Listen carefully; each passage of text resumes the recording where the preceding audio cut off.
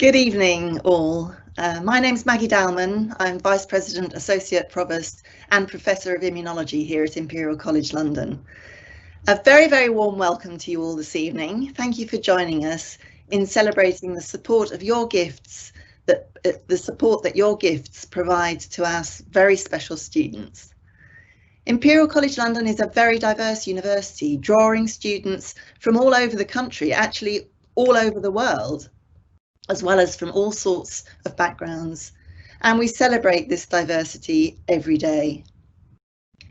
A university is only as good as its people, and ensuring the best quality students can come to Imperial regardless of backgrounds is absolutely critical to us.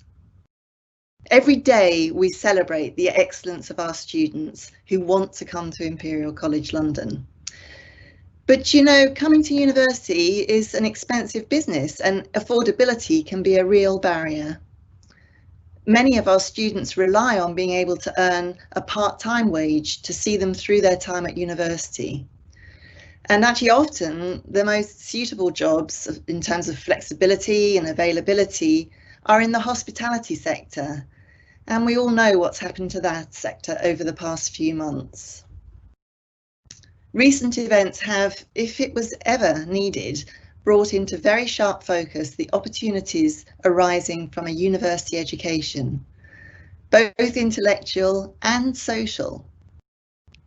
Whilst the pandemic is uppermost in people's minds, we shouldn't forget that other issues that we face globally, including climate change, pollution, food security and so on, all areas that Imperial is involved in. Today's students hold the future in their hands, and the world absolutely needs people with the skills and knowledge that a university like Imperial imparts. Your support helps remove barriers and brings the brightest and best to our university, and is needed now more than ever. You'll hear from our students today who are at different stages in their university experiences, some undergraduate, some postgraduate, and studying in different disciplines. They all have wonderful stories and have recorded short messages for you. So without further ado, let me introduce you to our students, Cassandra, Kinan, Caitlin, Margot, Anthony and Heidi.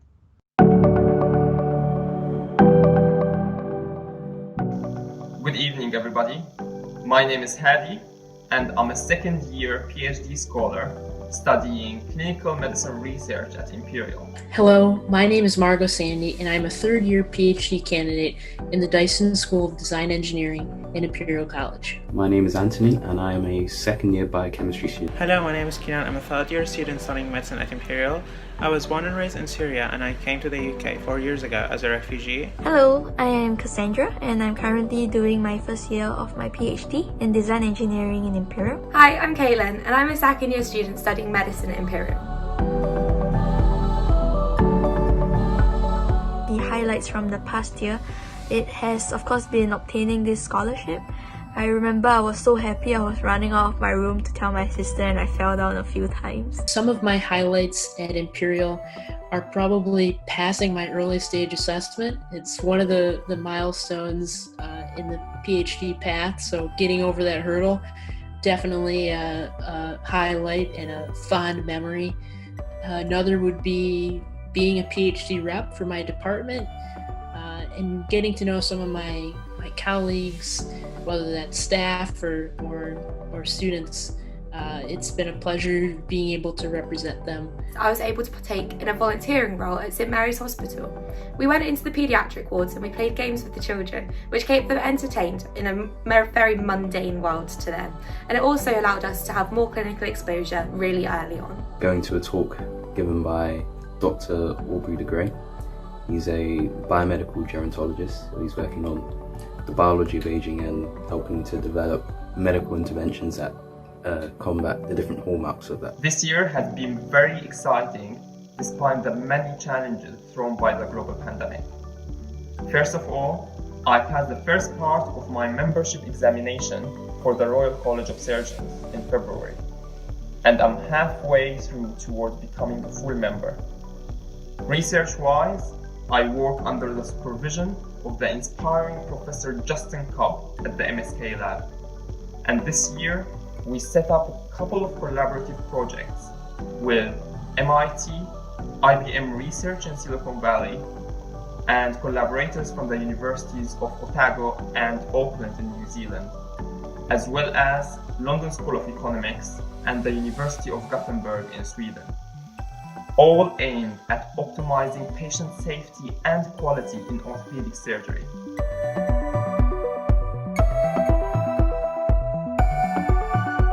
What I'm looking forward to most is to be able to meet my friends again when things start to open up in the UK, and also to be able to continue my research and try out new things. I'm so excited to get back to uni once all of these lockdown restrictions are lifted, where I'll be able to partake in all of my studies and learn so many interesting new things. I know there are so many more aspects of medicine that I'm yet to learn, and I'm very excited to get back to it. When the restrictions are lifted, I look forward to traveling to Wellington in New Zealand to lead one of the biggest projects focusing on optimizing patient safety, automating the diagnosis and predicting outcomes of patients suffering from treatment injuries, using artificial intelligence and natural language processing technologies. I'm looking forward to seeing people in person. So webcams have been great, but seeing everyone in person, mingling on campus, and probably after that it would be graduating and walking across Royal Albert Hall to receive my diploma. The financial support has helped me on many different aspects with regards to rental, food, transportation, and I think it has really helped me to be able to focus on what I'm doing instead of having to find a job and trying to sustain myself and to worry about, whether I would have enough to pay rent or for food, and I'm just very thankful for that. The aid of the donors has been so incredibly helpful throughout my time at Imperial so far. Without their support, I wouldn't have had this opportunity that I've had to study at Imperial, because as everyone knows, London is a really expensive environment to live in. But with the aid of the donors, this was made so much more feasible, and for that I am incredibly grateful. I've lived in southeast London for most of my life, but I don't think I fully appreciated how expensive London is until I moved from southeast London to West London. The financial support that the donors have provided have enabled me to pursue this education. I would not have been able to do that without them, without that support. So being able to focus on my studies, not having to worry about money for rent or money for food is something that was crucial. But the support of the donors is so much more than the financial support. It was someone else putting belief in me that I was able to do well at university. And that is so much more important than any financial aid could ever be.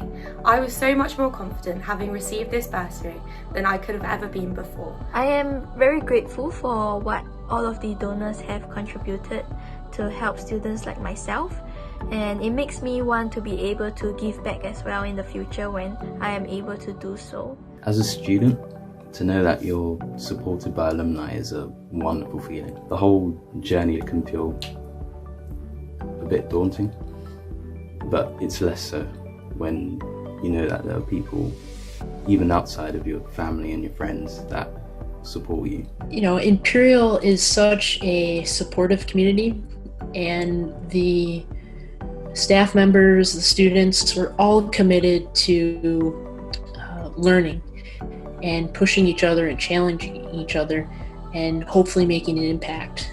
And knowing that there are more people out there that support those efforts and are constantly pushing us to do more and do better, it's a great community to be a part of. I think that giving back has really helped not only me on a personal basis and the people that I actually create solutions for, but with helping all of the other students like myself, you are not only making our lives easier, but also helping to propel future research and technologies that can impact and change the world.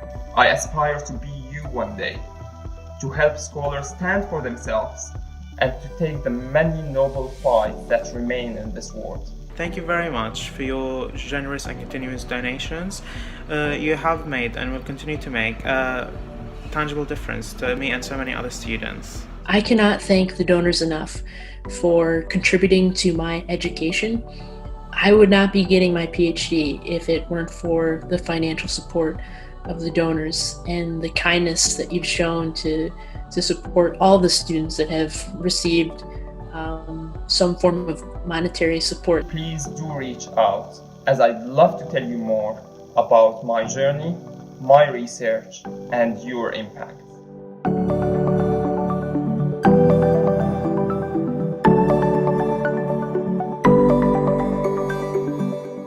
Wow. Oh, I really hope you enjoyed hearing from these remarkable young people. I certainly did. I think it brought a tear to my eye. But now you've got the opportunity to pose your own questions to the students if you would like to. And if you haven't already done so, perhaps you could post your questions into the Q&A facility on the right of your screen, and then I can pick them up and ask the students. Don't be shy, otherwise I'll have to ask all the questions. Maybe I will start. And I think what's really important for us is understanding what attracts students to come to Imperial College. And I think, you know, you've all said that the financial support was really important, but, you know, what else was it about Imperial? And the fact, not just the financial support, but the fact that our alumni had faith in you. Cassandra, I think that's you coming on screen.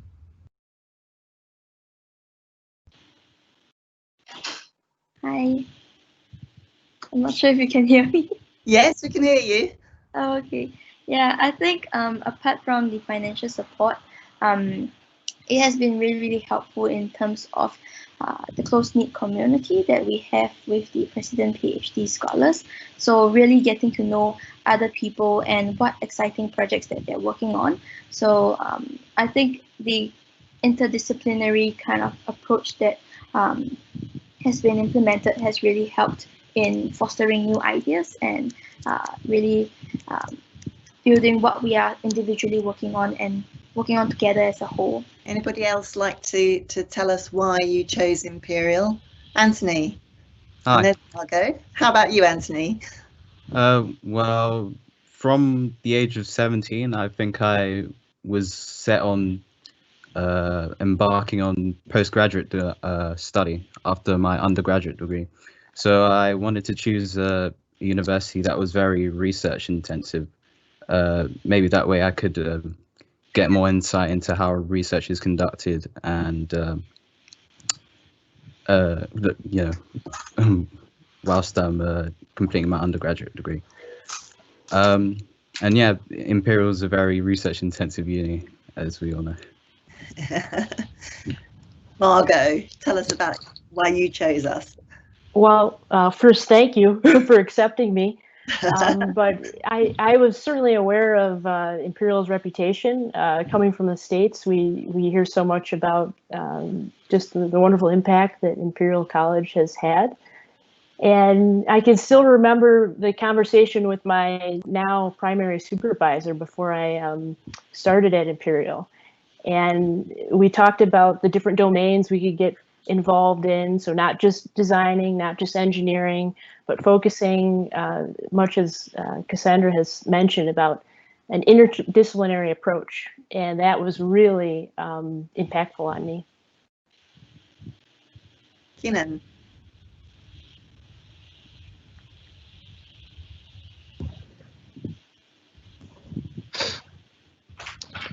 Hi, can you hear me? Yes, we can. Yeah, what really attracted me to Imperial was for the medicine course is that we are guaranteed to be able to do a BSc in our 4th year.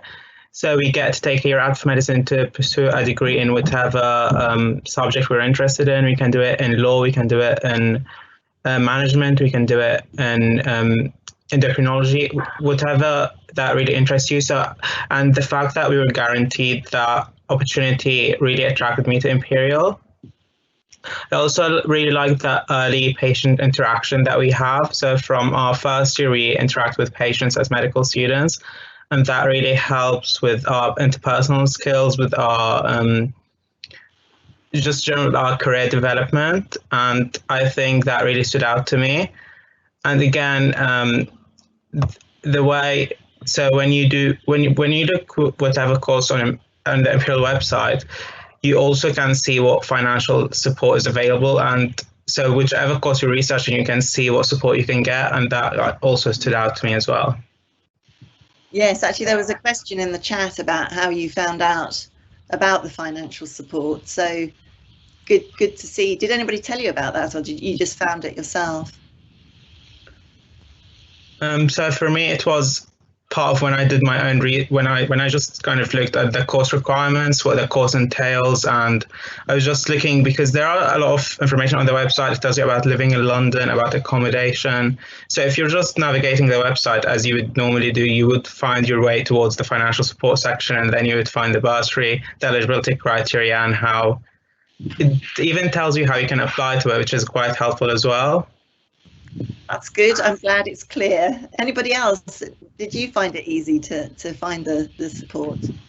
Yeah, it was quite easy, and I also wanted to point out that for design engineering, there weren't as many fully sponsored scholarships available, and also coming from Singapore, where design isn't really like the main focus, it was really, quite precious to find.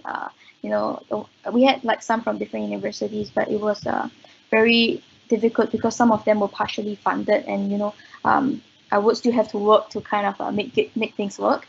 So I thought this was quite important. Yeah. Margot, how about you? Oh, the website. It told me everything I need to know. We aim to have that the case, but sometimes people don't obviously do the research as well as you do. I mean, you guys are going to have a good career in front of you doing research. Anthony, did you find it via the website as well? Yes, I did. I was actually kind of amazed about how generous it was compared to other universities as well. It's good. That's good. That's one of the things we really aim to do, because I think all of you, said how stressful it can be thinking about the money side of it. And you just don't need that, do you? Because actually being at university, especially a university like Imperial, is tough enough without that to worry about. Yeah. So let's look a bit to the future, shall we? We have a question here about what do you hope to do once you graduate? We've got some doctors in the offing, but tell us a bit about what sorts of medicine you're particularly interested in. Essentially, I've just started my third year, so I've just started my clinical years. So I'm just being introduced to clinical practice now. So I'm keeping an open mind. I definitely know that I want to do medicine, so kind of a hospital specialty instead of working in the community or working in surgery and theatres. So I'm kind of interested in working as a medical doctor, that kind of thing. I'm keeping an open mind. I'm currently on placement in endocrinology, which is just looking at hormones, different glands in the body, and I'm finding it quite interesting. But yeah, I'm just keeping an open mind. I don't want to kind of close myself off at this stage. Sounds very sensible. So my passion is new product development. I love the process of taking a napkin sketch and then turning it into a tangible item that people can derive value from. And so through Imperial, I've been working with consumer electronics teams in the London area, in the Boston, New York area, as well as Silicon Valley. And so I hope to join one of those teams and contribute to their effectiveness as a cross-functional team. Fantastic. I think for me, once I graduate, I love creating products, and I like creating different kinds of solutions. So I think I would definitely go on to create solutions for bigger problems that are still yet to be solved. And Anthony, you mentioned you've got a PhD in your sights. Tell us about that. Yeah. Well, I already mentioned going to a talk on the biology of aging as one of my highlights. I'll definitely want to conduct research into biogerontology after undergrad. That makes people like me feel very reassured that you have the aging at the centre of your interests. Very important. So let's have a think. I mean, we're in a really weird situation at the moment, aren't we, with COVID? And Margot, you mentioned that you just can't wait to see people again, and I'm exactly the same. I'm in my little office at home, and whilst I've got my family here, it's just horrible not to see people all the time. So tell us a bit about how this pandemic has kind of affected you, how you've managed to cope with it yourselves and stay on track, working hard. I guess I'll jump into that question. First of all, my supervisors have been very supportive. From, I believe, March, April timeframe, they were working with me to adjust my research strategy to make sure it would work well with this uncertain environment that we're in. And so having those, every other week conversations really helped me stay on course and stay focused. Through this pandemic, I've had to travel back to the States for, some family health challenges. And so, having the focus of, the PhD program has been really kept me looking in the right direction, and having the support of the community Imperial, whether that's weekly check-ins to see how you're doing from a friend standpoint, or just checking in to challenge you on your research. So I definitely say that the support of the community has been really helpful through this time. I also think that they were able to structure a lot of the programs that we had, kind of making sure that we have like a routine to keep everyone on board, keeping each other updated on what we have been working on, so that we will stay on track. Because I think, for a PhD, it's a very long time, so it's good to really have these kind of milestones and kind of like hitting little bits of little goals at the same time to reach the final goal. Yeah. Well, I had to do the whole of my summer term remotely, so it was kind of hard not to stay focused. But I think that whole process was a success. The way the department had to restructure all the content that we had to do and try and deliver it to us from their homes. I think that worked really well. That's good to hear. And for us in the medical school, we kind of had all of our exams were transports. We had online exams, so that kept us busy kind of over lockdown and over research, just working hard. And we had a lot of support from our personal tutors. So they were kind of checking in with us regularly.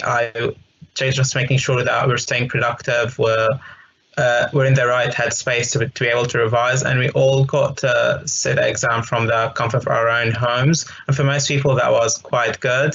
Obviously, for some people that didn't have the space or didn't have the internet connection, that might have been different. But for the most part, it was quite nice. Then after that, we were meant to have a research placement at the end of our second year, which was obviously affected by the pandemic. So what the faculty did is, so we don't miss out on this valuable experience, they assigned us to do some kind of remote research. So we're looking at different aspects of COVID-19. So looking at the effect of COVID-19 on mental health, or looking at the effect of COVID-19 on stroke outcomes, and research areas like that. And we also had the option of volunteering in hospitals or volunteering in GP practices to help in the response to the pandemic. So we had a lot of things to keep us busy kind of during lockdown and then later on over the summer as well. Well, it's really good to hear that your experiences have been actually pretty positive, it sounds like. I mean, I think our staff have been trying their utmost to make life as good as usual, but obviously it's challenging times for us all. But you've all taken such a mature approach and attitude. It's wonderful to see. Now, we've got a great question here from Colin. He says, I remember my first day at IC. I was amazed that not everyone used a fountain pen to take lecture notes. They used ballpoints. Now, I hope you know what a fountain pen is.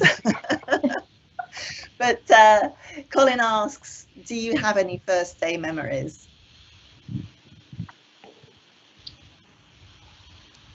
Yeah. Yeah. Did anyone want to? Okay. Go ahead. I remember walking onto campus with one of my flatmates and just looking around at all the buildings, and he saw me kind of in awe, and he was like, "Oh, is it sinking in now?" And I was like, "Yeah, it is." Like, I guess I'll say that I wasn't really set on Imperial in sixth form, but it was only when I was coming to the end of year 12 that I decided, if I've got the grades, then maybe I should try and aim for a university like Imperial. Yeah, I still have a pad and paper too. I'm generally an excitable person, and so my first day, I remember walking on campus, and we had the induction ceremony, and there were 9 other people that started that day, and I remember just being so excited. I took a picture with everyone that I still have. I think I went to the student store to purchase my first Imperial sweatshirt, so I was the nerd with the with all the Imperial gear and probably a smile that was too big for my face. So that was my first day. For me, I came a little bit too early, so I was like 2 weeks early, and I actually was attending a competition in China, so I had to quickly fly back and then took all my stuff and then flew to London, and then I straight away went to school on the first day. I think that was the first place I went to the moment I landed. So I met my prof for the first time, and I was really, really tired, but I was quite shocked that my prof was very welcoming.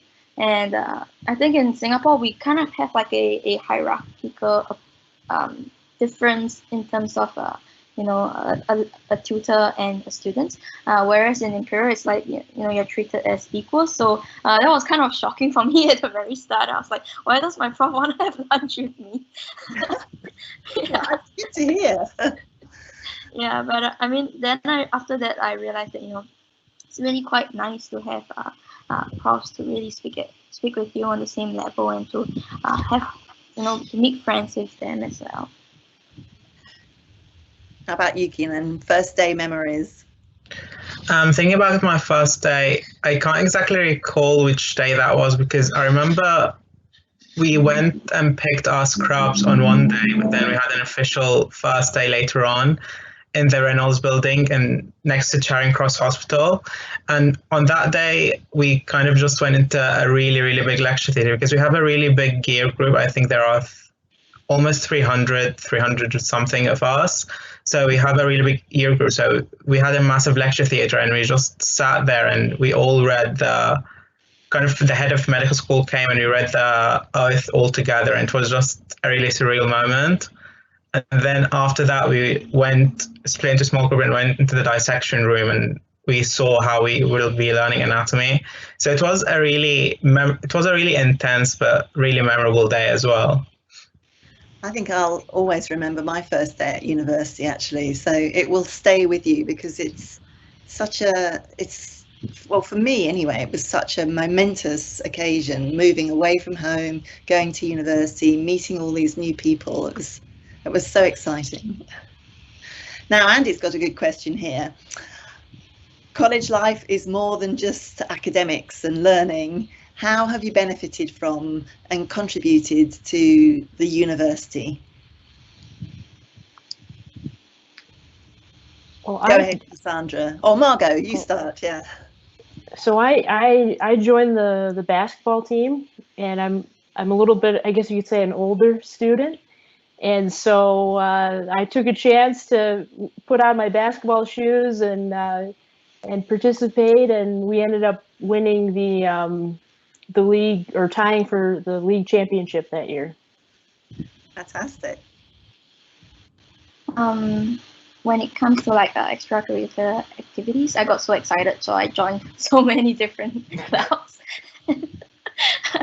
I tried gliding, I tried sailing, and I tried so many things, and it was really, really exciting because the school made it really affordable for students to be able to take part in these activities, so they're really, really heavily subsidized.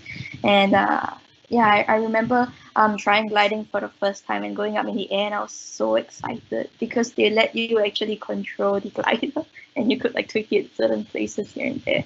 Yeah, but I think apart from extracurricular activities, I have also been attending a lot of different competitions as an Imperial student as well, and yeah, just trying to build on whatever products that I've been working on. Kenan? For me, I decided when I started university that I will try like a new sport or a new activity every year. So last year I joined lacrosse, and I played with the mixed lacrosse team over my second year. I'm not sure which one to try this year. I'm not sure how it's going to work with the pandemic and the social distancing. So I'm still trying to figure that out. Alongside that, I'm really interested in kind of widening access, increasing access to underprivileged students, because I was one of those people a few years ago. So I do help a lot around campus with kind of putting on conferences and events to help with personal statement preparation, interviews, kind of introduction to university life. So that we do that quite regularly as well. And I'm part of a few student societies that do that. That's fantastic. That's one of my passions actually as well. So I'm very much involved in the outreach lab and all the kind of opportunities for WP students. Anthony? Well, I'm pretty boring. So so pretty much all the societies that I'm in are academic related, whether it's a synthetic biology society or the data science society. But I'd say that because of that, I've benefited a lot from the different societies that Imperial provides. It's okay to want to just work. We have quite a lot of students at Imperial that are like that, but as long as that's what you want to do, that's fine. So there's a great question from Jim here. Apart from supporting by donating towards the Central Support Fund, the financial support, what else could donors do to help? For example, mentoring, providing funds for specific research projects, or anything else? I think that mentoring would be phenomenal. You're obviously in a great position to give back, and certainly things that we can all learn from. So that would be amazing if we had access to that type of mentorship.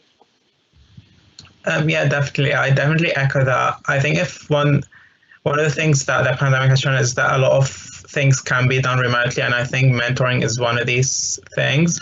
There is already an alumni mentoring scheme, and where you get matched with a mentor, and then they kind of help you with CV support, career insights, or any of that.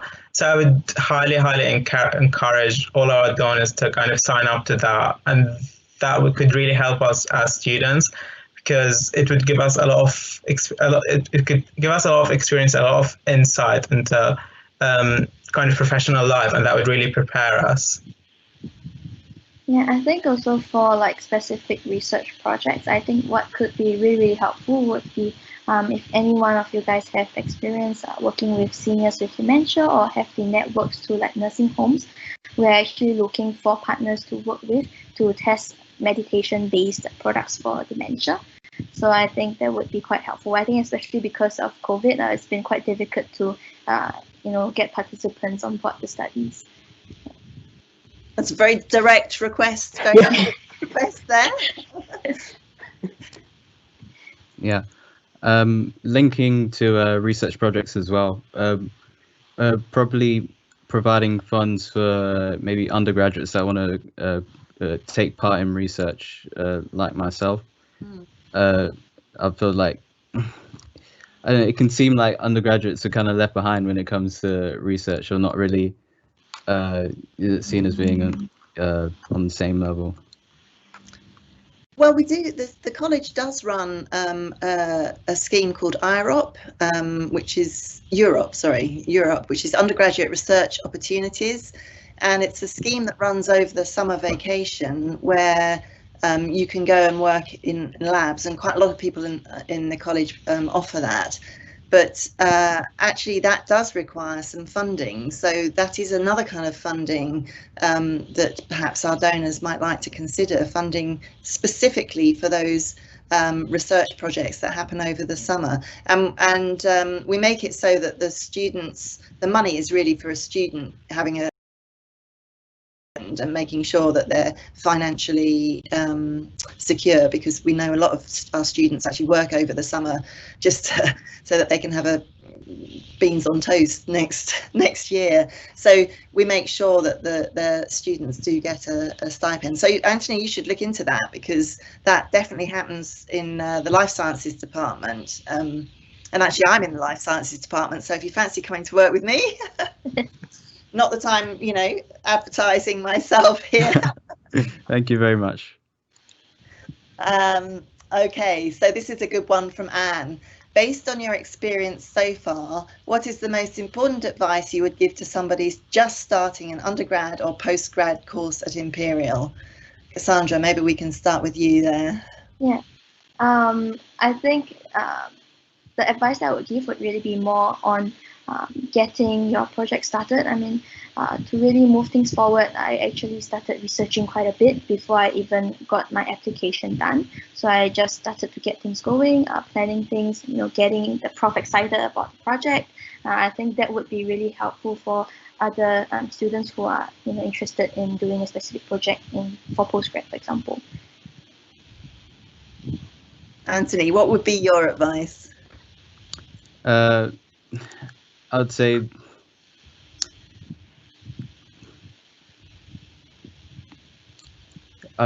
once you get to a place like Imperial, you probably want to get started with work straight away. But I'd say don't neglect your mental health. Always allocate personal time for yourself to I was going to say regenerate there, thinking about aging. But yeah, I would say mental health is really important. I think that's really, really good advice. And it's, of course, something that the university is very, very concerned about, actually, particularly at the moment, because it's all very well seeing people on Teams calls and so on, but it's actually quite difficult telling if there's something a bit wrong with somebody, they're not feeling so great. So you need to be aware of that of yourselves, I think, but also for your friends too. I actually learned something when I was actually working too hard. So I would go home at like 11 every day, and I got so tired. And I went to see one of the counselors in Imperial. So they actually told me, okay, what you need to do is to write down on a scale of 1 to 5 how you're feeling on the spot, and then draw a line where you feel like things are really too much. So that's how I actually keep track of when things are getting a little bit too much for me, and then I know when to take a break, because sometimes you just keep going. But yeah, I think we've all been there at times in our lives, but that's very sensible advice. Margot, what's your advice? I would say become comfortable with uncertainty and to trust the process. Specifically the PhD program, what I've found is it's like a roller coaster. And sometimes you have low days, sometimes you have high days, sometimes it's all within the same day or hour. And, I think back to something my father told me, which was don't let your lows be too low and your highs be too high. So trust the process. Kieran. What I would say is that for any student starting, it can be quite hard to feel like you belong to this completely new environment. So I would say just don't be scared to put yourself out of your comfort zone. It's quite easy to just go back to what you already know. So in terms of academically, to just go back to your old study habits, or just stick with the first people you meet during Freshers Week. But I don't think this is the best way to go about it. Just be comfortable with being uncomfortable, essentially. Try to put yourself out of your comfort zone, try new things, have an open mind, and then you'll finally kind of settle in and fit in. It just takes a little bit of time. Fantastic. Great pieces of advice there. A fun one here. What surprised you most about Imperial? Was it better or different or worse than you'd actually pictured? Margot, why don't you give that one a go? If I think back to my first day, when there were 9 other students starting, I think I was surprised by that there were more women. I think there were 60% women in engineering, and in my previous experiences, I was usually the only female. So that was a welcome surprise. I didn't know if I was in the right building or not. Yeah, I think the design engineering is very popular with young women actually, and yeah, I guess I find it a bit more interesting than concrete. Although concrete very important too. Cassandra, let's hear from you. So I didn't really have any preconceived expectations when I first came. So when I went, just pleasantly surprised by many different components. Sometimes they were a little bit of culture shock, but then you adjust to it. So I think overall it's been much better. Because I didn't set the bar in the beginning, but it's just been a really good experience overall. Good. Anthony, how about you? Any surprises? Things better or worse? Well, obviously Imperial's a STEM university, but I think I was surprised at, how much Imperial students like the humanities as well. Like, if you want to have a debate about politics or religion, then you can do that here.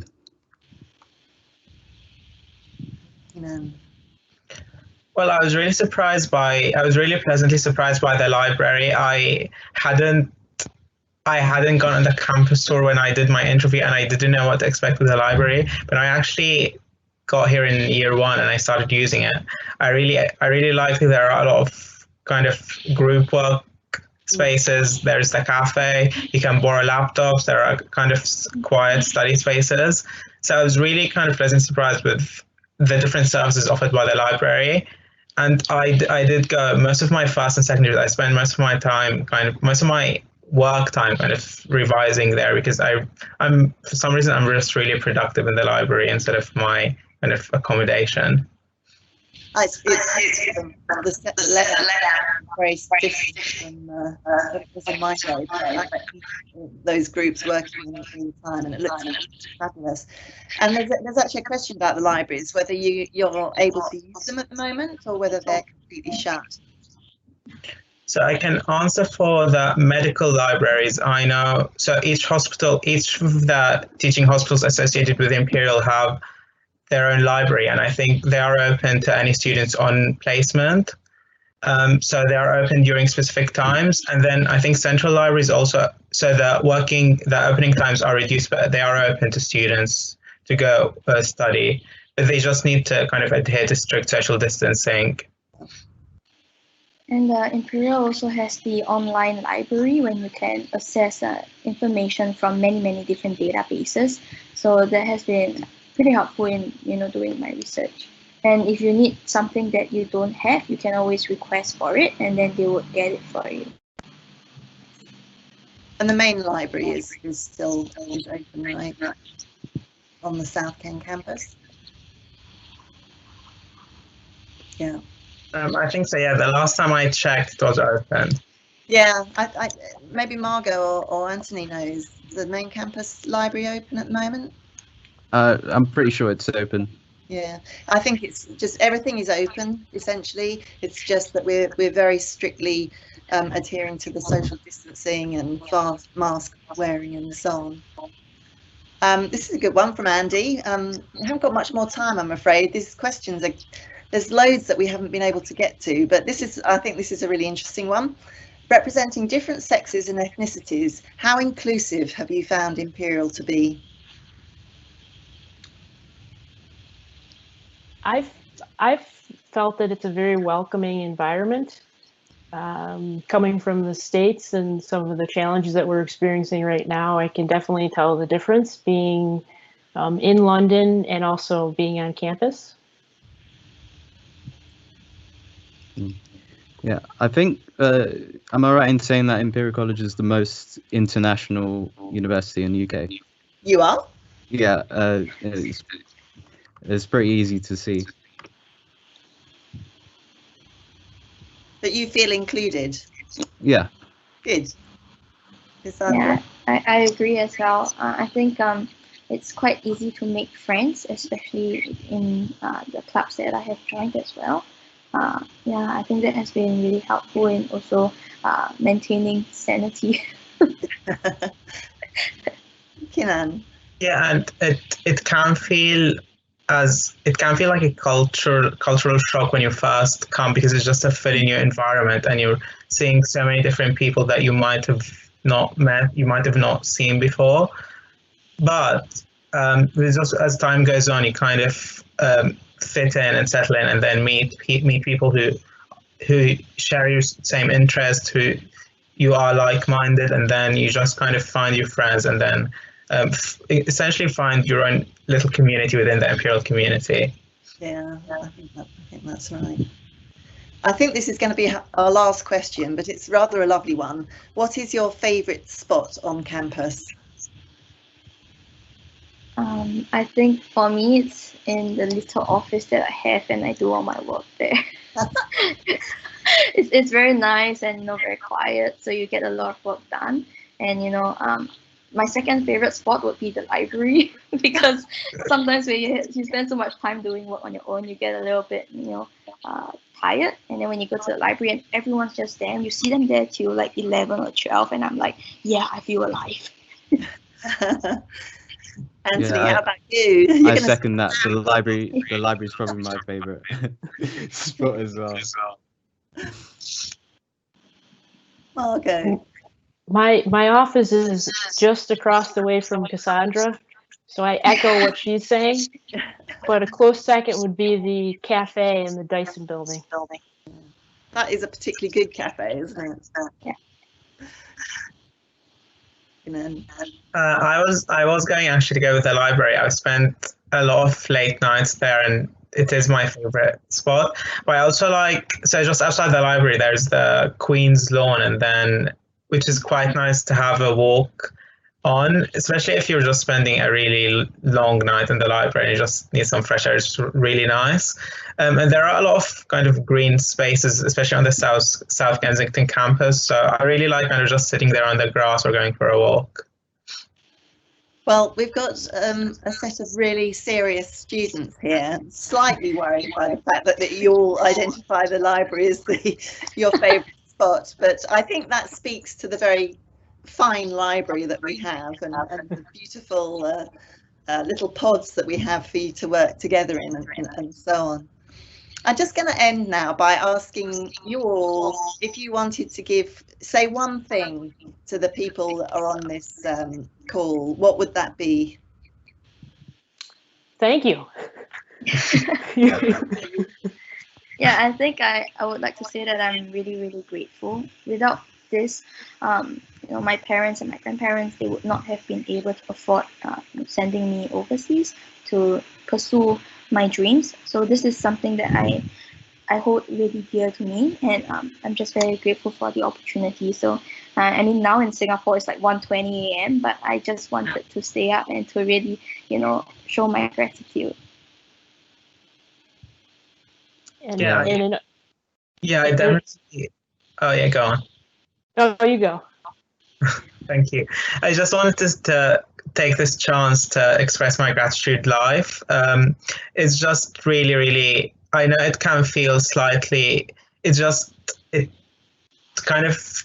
I wanted to come on and show that you are making a direct difference to me and so many other students. I know it might not feel as tangible, but once you actually see the people that you are helping, it might feel a lot more tangible. So I just want to take this chance to just express my gratitude live, and just it's helped in so many ways. So we still receive the bursary even during lockdown, during the pandemic. We weren't on campus, we were doing everything remotely. We still received the bursary. It was so helpful, just to not even worry about, especially finding any time to work during a pandemic with the lack of job opportunities, and still receive the bursary. That was just really helpful, and it's made a huge difference to me and so many others. Anthony, did you want to say anything? Yeah, I want to say a big thank you to all the donors and friends of Imperial. And I think the best thing about giving is not only helping the people that you're directly giving the money to, but also enabling them to help other people contribute to student life, as all of you have. And yeah, thank you. Fantastic. And I just want to say, in all sincerity, thank you so much. I can't even express into words what this means. And I'm on my way to becoming the first person in my family to achieve a PhD. And if it was socially acceptable, I would give all of you hugs right now. But I'll just, you'll have to settle for just a virtual hug. Well, and I'm sure all our participants would like to participate in that virtual hug. And I think to our participants, I hope you've seen really the very direct impact that you've made on our amazing students' lives through the number of different ways that you support the college, through donations, through regular gifts and legacy gifts. And these are more important to us and the students, most importantly, more than ever now. So it's goodbye from me and the students. But before you go, I'll hand over to our Vice President for Advancement, Michael Murphy, for some closing remarks and a short video. Hello, my name is Michael Murphy, and I'm Vice President of Advancement at Imperial College. I want to take this opportunity to thank you for your support. We are so proud of the many ways our alumni, friends, and donors underpin teaching and research at Imperial. As we start a new academic year, we're doing everything we can to ensure the safety and well-being of our students. Scholarship and bursary support is increasingly important. Thank you for all you do for Imperial and our wonderful students. I just want to say thank you so much for choosing to support students like me from low-income backgrounds to give us the education that we aspire to have and the opportunity to do that. The support of the donors is so much more than the financial support. It was someone else putting belief in me that I was able to do well at university. So I would like to say a very big thank you to all of the donors. Without donors like you, my experience at university would be completely different. With helping all of the other students like myself, you are not only making our lives easier, but also helping to propel future research and technologies that can impact and change the world. It's been wonderful to know that alumni and friends are supporting the Bursary Fund. The support I've been given has completely transformed my university experience, and I'm so incredibly grateful. The financial support that the donors have provided have enabled me to pursue this education. I would not have been able to do that without them. Personally, as a Syrian citizen who fled a war-zone country and hasn't met his family for over 8 years, you gave me more confidence in my abilities to thrive at making the changes I'd love to see in this world. As a student, to know that you're supported by alumni is a wonderful feeling. I was so much more confident having received this bursary than I could have ever been before, and I'm so thankful for that. And I cannot thank you enough. Thank you so much. Thank you so much. Thank you.